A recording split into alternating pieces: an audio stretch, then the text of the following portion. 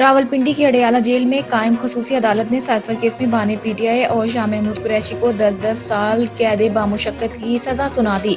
Official secret act के तहत कायम खसूसी अदालत के जज अबू अल हसन जुल्कुरनैन ने जुबानी मुख्तसर फैसला सुनाया। फैसला सुनाने के वक्त बानी पीटीआई और शाह महमूद कुरैशी कमरा अदालत में मौजूद थे। इस मौके पर बानी पीटीआई और शाह महमूद कुरैशी को 342 का बयान कमरा अदालत में रिकॉर्ड करवाने के लिए सवालनामा दिया गया। बानी पीटीआई और शाह महमूद कुरैशी ने बयान दे दिया कि हमारे वकील मौजूद नहीं, हम कैसे बयान रिकॉर्ड करवाएंगे।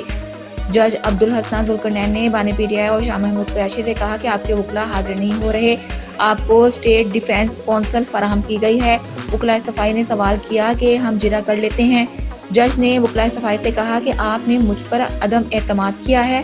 वाज़ेह है कि बानी पीटीआई का साइफर केस में दिया 342 का बयान सामने आ गया। बानी पीटीआई ने खसूसी अदालत के रूबरू 342 का बयान रिकॉर्ड करवाते हुए कहा है कि साइफर मेरे ऑफिस में था, जिम्मेदारी प्रिंसिपल सेक्रेटरी और मिलिट्री सेक्रेटरी की होती है।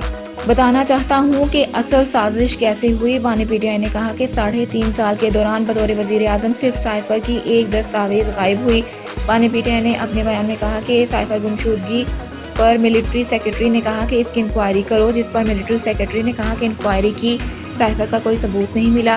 बानी पीटीआई ने कहा कि 2 करोड़ 30 लाख वोटों से मुंतखब वजीर आजम को निकाला गया।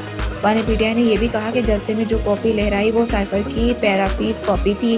22 अगस्त को ऐवान सदर में मेरी जनरल बाजवा से भी मुलाकात हुई, जिसमें जनरल बाजवा ने कहा कि साइफर पर बात ना करो। जनरल बाजवा ने कहा कि मीर जाफर मीर सादिक कहना बंद करो। बाजवा ने कहा कि तुम्हारे ऊपर ऑफिशियल सीक्रेट एक्ट लागू होगा।